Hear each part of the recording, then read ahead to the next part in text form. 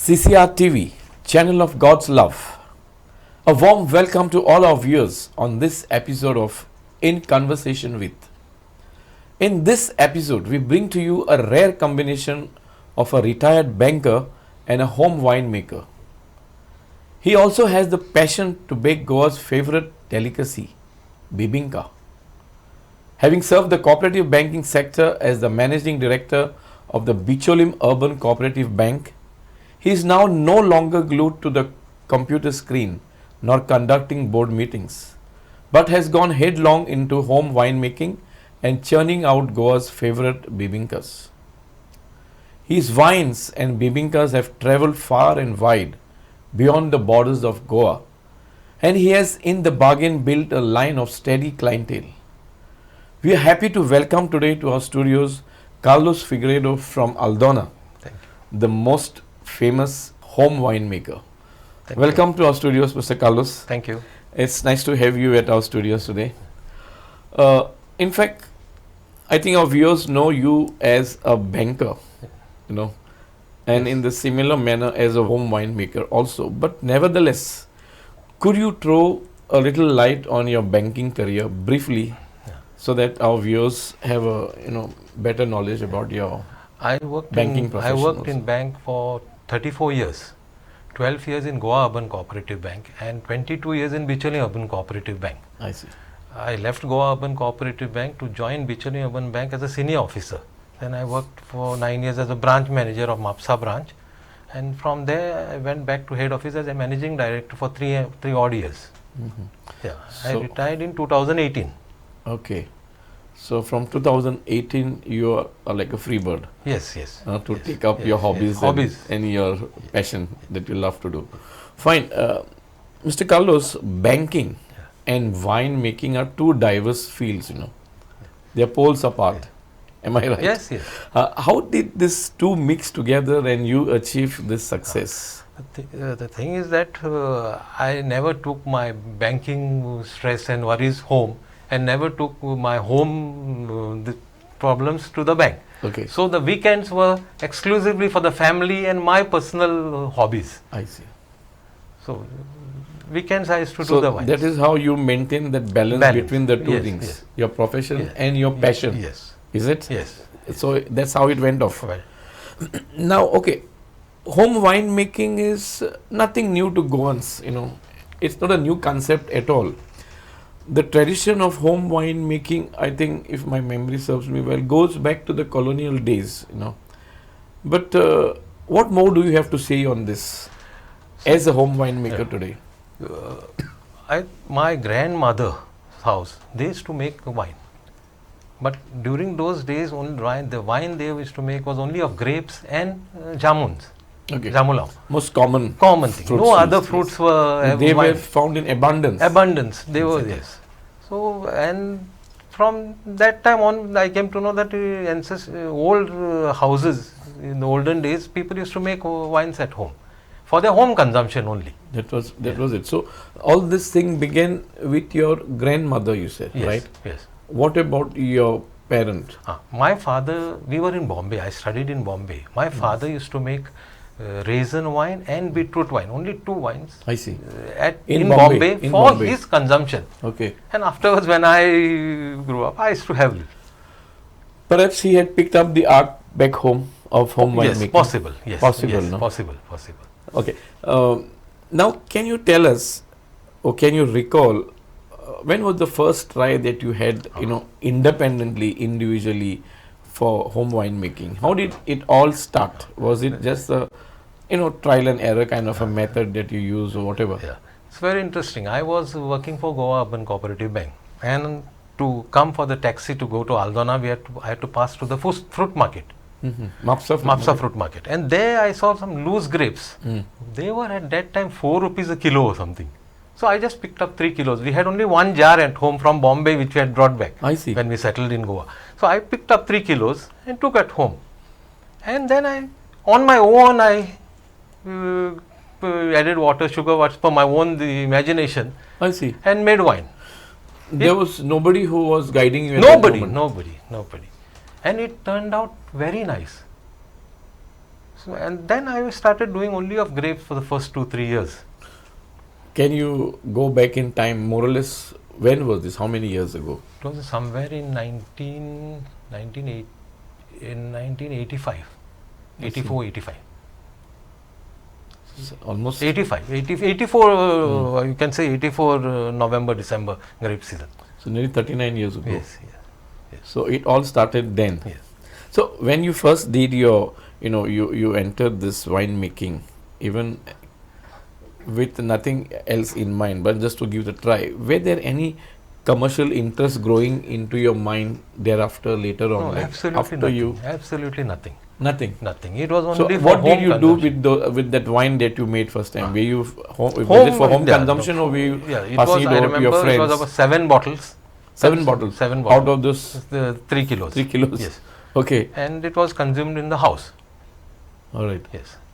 But then didn't you offer it to some of your closest friends, at least to? For birthdays, we used to offer those wines, serve the wines for the birthdays. That's all. And what was the alcohol content in that? No, I not measure it. No, not at all. No. But it had all the same taste of the wine, actual wine. Yes. No added alcohol. Okay, right now, what are the various kinds of wine that you make now, after all this experience of all these years? I think so. I have made about 35 to 40 types of wines. Can you name that? Yeah, apple, pineapple, cashew, staff. Cashew fruit. Cashew fruit. So that will only be during the season. Oh, mostly are all during All the season. Yeah. That, then star fruit, grapes, I see. tender coconut, dragon fruit, rice wine, ukade rice, Goan rice. Yes. Then many. But does the process also making varies from fruit to fruit, or the process is the same standard formula? My process is standard formula for all wine except beetroot wine, for which beetroot has to be cooked.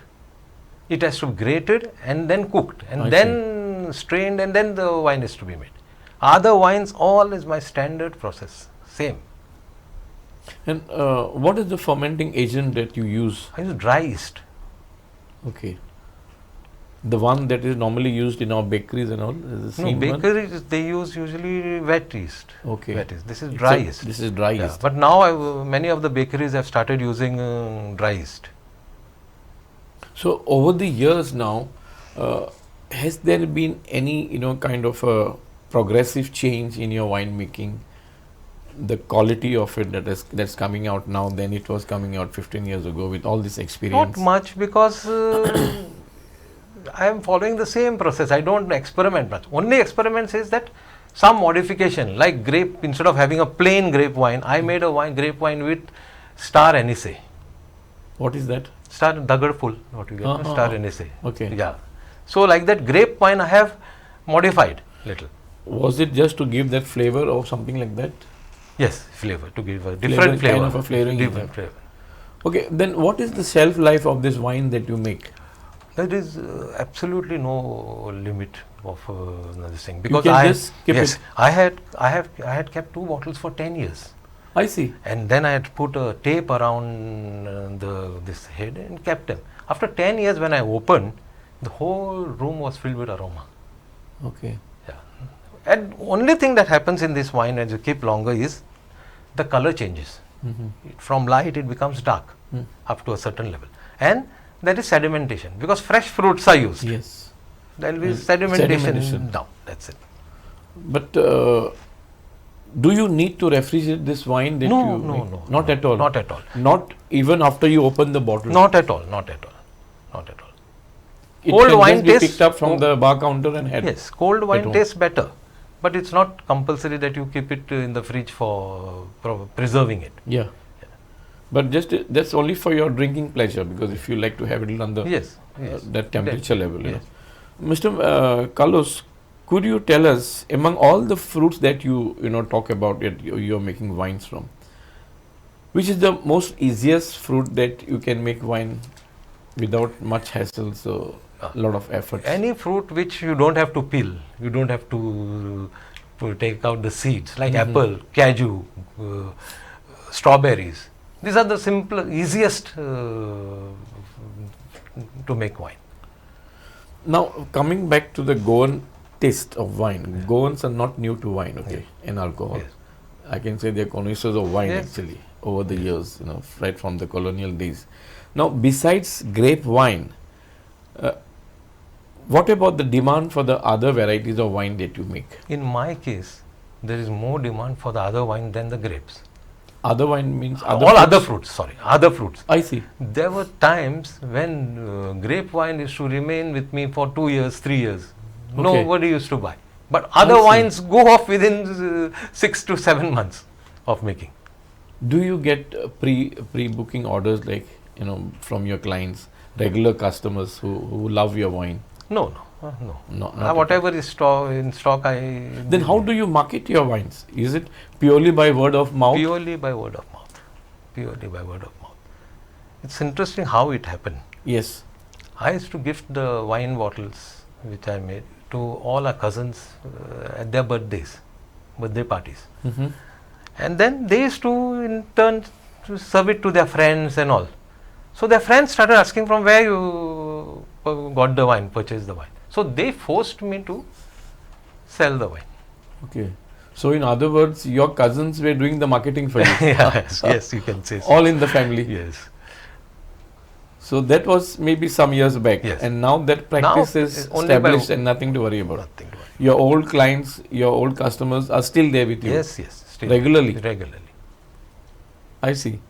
What do you feel about all this thing now that you are a home winemaker? Your clients outside your family look upon you as the home winemaker, and we can depend on his wines. We can serve them proudly at our parties. How do you feel about all this? Feeling proud about it, and happy. In fact, I'm happy that people are enjoying the wines. Mm-hmm. As a banker, and before your retirement, you were the managing director. Was there no way that your clients from the banking side could also be introduced to your home wines? No, I did not want. You didn't want to mix that part of it. Part of it. Okay, you didn't want to mix both the things. No, you were happy with the clientele that you were getting from your word of mouth and from your extended family and friends. Yes. See, it's a passion and a hobby. I did not want to stress myself also creating a huge market and all. Yes. What I'm managing within myself and the family is enough. But then what about the process of this making? Do you do it single-handedly, or you get help from, you have certain people working for you, or your family? My family helps. My wife, my daughter-in-law, they cut fruits and all whenever I make wine. How many hours do you spend with this, from morning? Not much. When the production is to be done, production it will take, depending upon the fruits. Like if you are making jamun, it takes many hours. You have to remove each and every seed. Mm-hmm. Whereas if you are cutting an apple, about within 2 hours, it is done. It is done. And jamun fruit takes time. Because you have to remove each and every, crush the jamuns and remove each and every seed. So crushing is done by help of a machine or by hand? By hand. I see. So this entire process you do it yourself? Yes. And at home? Yes. How do you store the wine that is actually produced by you? I have purchased jars from Faridabad. I see. Yeah. Glass jars? Glass jars. For 5-liter jars. I keep in that. And do they have to be kept in certain kind of temperature? Nothing. Normal room temperature. Normal room. I see. Yeah. But Mr. Carlos, having gone through this practice of winemaking, for home winemaking for so many years, do you have any plans to document the process of winemaking into a book or something? It's a simple process. I don't have material to write a book. But my sons know about it, how to do about it. I'm just saying, have they picked up this art from you? Yes. Are they serious about it? Not serious. They are busy in with their own life. Yes. But they know how to do about it. In fact, my younger son, for his 12th project, had made wine, pineapple wine. Okay. Yeah. And then subsequently for the next 3 years, students from that school came and asked me how to go about it, and they also did the same project. How's pineapple wine tasting? The fruit is sweet, no? Sweet, yeah. So the That's- wine also is sweet. Sweet. Sweet. And you use the same fermenting agent. Same for fermenting all agent the for fruits. all the wines. I see. And you need to use that fermenting agent. Otherwise, yes. there is And no other way. you have to use sugar and fermenting agent. If you don't use either of them in sufficient quantity, You use the processed sugar or the raw form of sugar? no processed sugar. If you don't use either of them, or less quantity of both of them, the wine turns into vinegar, acetic acid. I see. Yes, it turns into vinegar. Okay, so it's no longer wine then. No longer wine. Okay. Mr. Carlos, as a well-known home winemaker in Goa, don't you think this art of home winemaking should be passed down to the younger generation? Yes, it has to be passed on. It has It's to a be passed on. tradition. Yes. It's traditional. And we just can't overlook this part, It's a rich tradition. Rich tradition of Not many states have this. No. It's okay in the West. No, over here no. Family's homemade wine is, I Exactly. think so, it's a Goan tradition. And it's actually something rare that Yes. when you go to somebody's place and you're there for maybe lunch or dinner, and somebody comes, the host comes and says, "Come, this is a homemade wine." Yes. That feeling is something different. You may have the best of branded wines, but tasting a homemade wine is something different. Yes. So don't you think this has to be passed down? What do you have to say on this? How we can go about, making our younger generation take a keen interest in this art of home winemaking? Actually, in Goa, you don't require to do that because people are already into winemaking. There are many people who make wines. Yeah, but they are making wine. But what about getting the younger generation involved in this process? Now, you said your sons are busy in their own little world, and they may not take it up so seriously. Then what happens? For that, there should be some encouragement by the way of allowing marketing of wine. Make it as a cottage industry, business. I was coming to that. Why don't you, there will be, as you said, so many families are making wine. You can do kind of a networking and get in touch with people who are doing this home winemaking and approach the government to give this a cottage industry status. There will be so many benefits that you may get through it. It would be very nice if the government... Have you made any attempt? Yes, I will not take the name, but I had spoken to one of the government officials who was trying to get it done, but they were not willing to budge on it. What could be the reason? I don't know. Because we are looking at Goa as a tourism state, right? With international tourists, domestic tourists, and alcohol is freely available.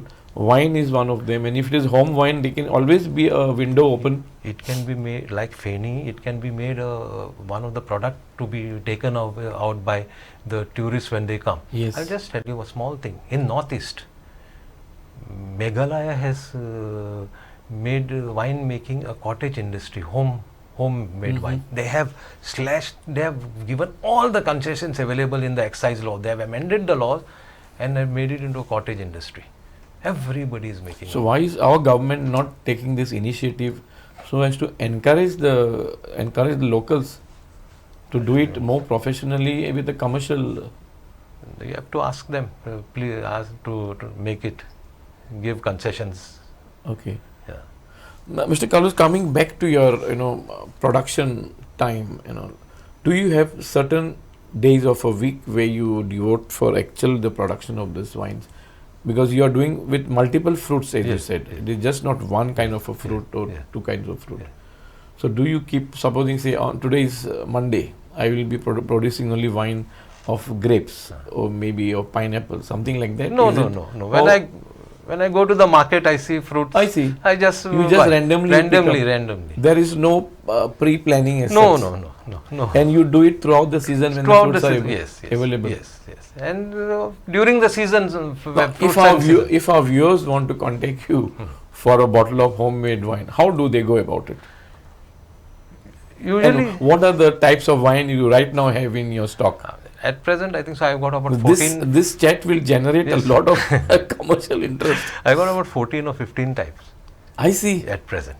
Okay. Apple, pineapple, rice, star fruit, banana, raw mango, chiku. Passion fruit. Chiku. Passion fruit not there. It was over. Okay. Chiku, Amla. Uh-huh. The 14 types are there at present. As of now with Yes, you. yes. Which is the fastest moving homemade wine? Ginger raisin. Is there some medical reasons for that? No. Medicinal values of No, ginger? No. See, people told me, there were people who are asking me to make Or ginger wine. is it like a liqueur? No, they were asking me to make ginger wine. But I felt like ginger might hit the throat, irritate the throat. So I went on experimenting by using raisins. And so now I have come to a point where the fixed quantity of ginger, that much quantity of raisins are used and make this wine. And that's the fastest moving after jamun. I see. Yeah. And that can be made throughout the year. Okay. Mr. Carlos, having heard so much of your winemaking thing, personally I feel this art should be documented in a book form. And second thing, you have to generate this interest in the youth. You can begin with your own village of Aldona. Maybe get in touch with your parish youth and things like that. Because see, they will be learning an art. Today you are not doing it on a grand commercial scale. You have got your own fixed clientele, your own customers, traditional customers. But these youngsters can look at it with a vision for the future. No? Yes. And Goa is such a place that all the fruits are available. Now you said you are marketing your fruits from the local market, sourcing your fruits, so local market, right? But when you do it on a larger scale, you can always approach a bigger fruits dealer or a stockist who will give you at a much lesser price, isn't it? Something like that. Yes. So the commercial viability will be much better for the producer. I think you should give it a thought. Hopefully this interview ignites the interest among the young people. Because for whatever reasons, we Goans cannot forget this art of home winemaking. It has come from generations. And there's someone like you who's doing with passion after having served the banking sector and given so much of time to this. Is something very rare to find, What are your other interests now that you have retired from a 9 to 10 to 5 job? And besides winemaking, what other interests do you have? I make bibinkas. Okay. Yeah.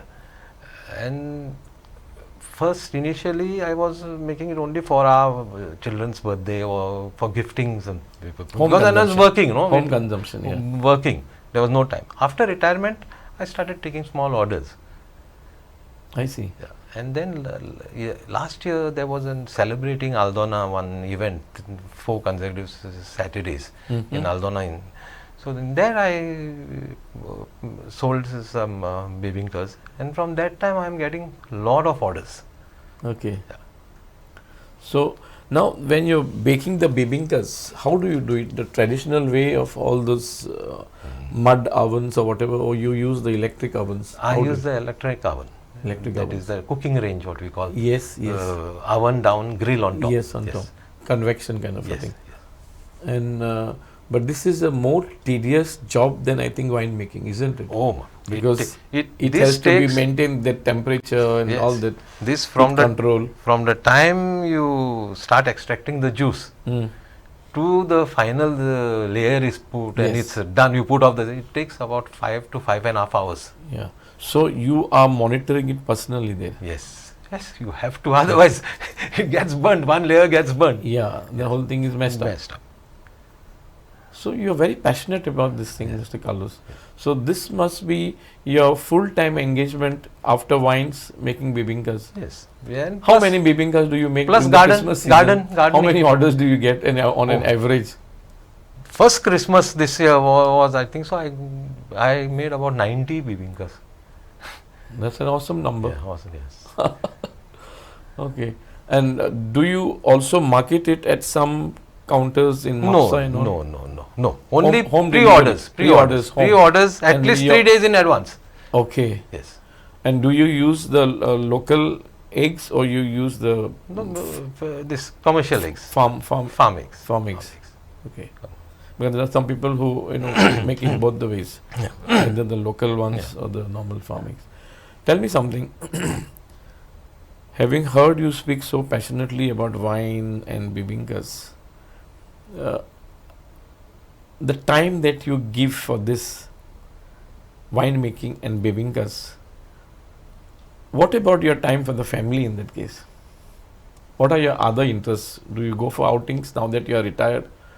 Yeah, as a family we go together for outings. Holidays and all. Holidays and all. And that's the Yes. time you don't take any No, holidays? no. That's the time. You are happy with this passion of yours? Yes. It keeps you busy Yes, very busy. as well as active, Active. physically and mentally. And the passion is the joy in people's mind, people's this thing on while eating the bibinkas and having the wine. Mhm. The joy that they get while eating these things. What is the shelf life of your bibinkas? Generally, some people store it under refrigeration and then they pick it out and maybe cut a slice and put it in the microwave for a few seconds. Yeah.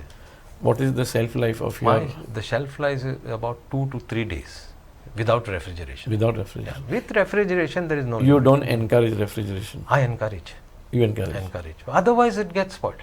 Yes. The taste does not get spoiled. Inside, it does not get spoiled. It gets fungus outside. Mhm. And do you use the local ghee, homemade ghee? What ghee do you use? I mostly use Amul. Ghee. Amul, pure ghee. Pure ghee. Okay. So these two interesting hobbies of yours, which are becoming your passion and kind of a profession now, commercial, keeps you busy throughout. Yes.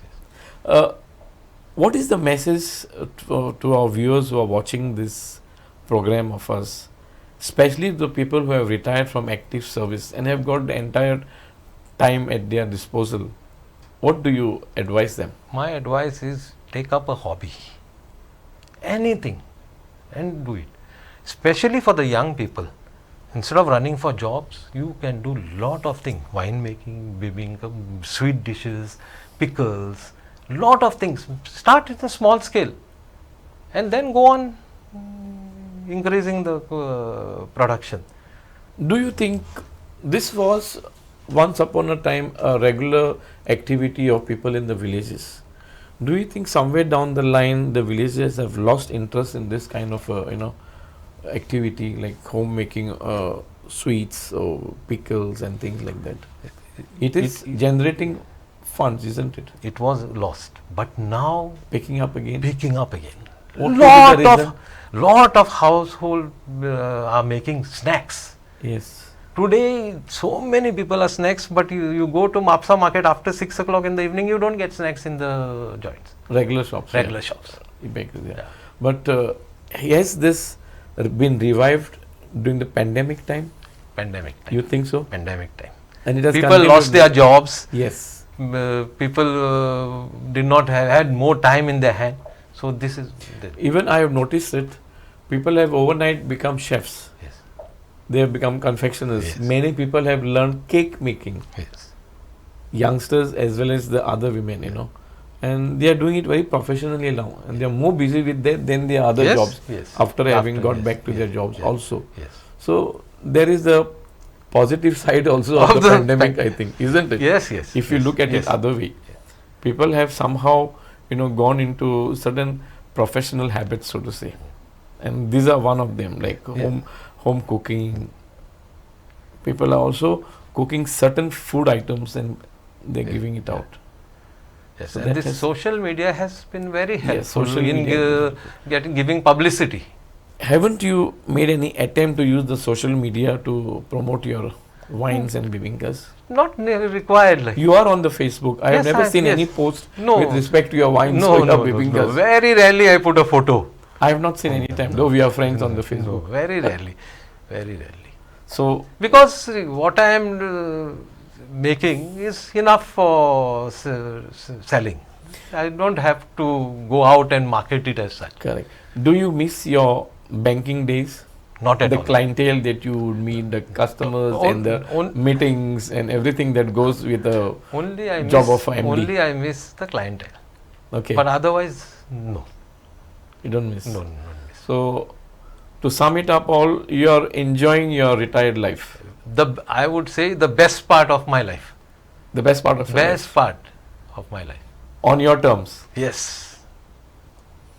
It was lovely meeting you, Mr. Carlos, thank you. and discussing your home wine making and the bibinka. Thank So, this was Carlos Figueiredo from Aldona, the very popular and well-known home winemaker from Goa. He has shown us how you can use your time very judiciously and do something that will keep you busy, at the same time make it very commercially favorable to you.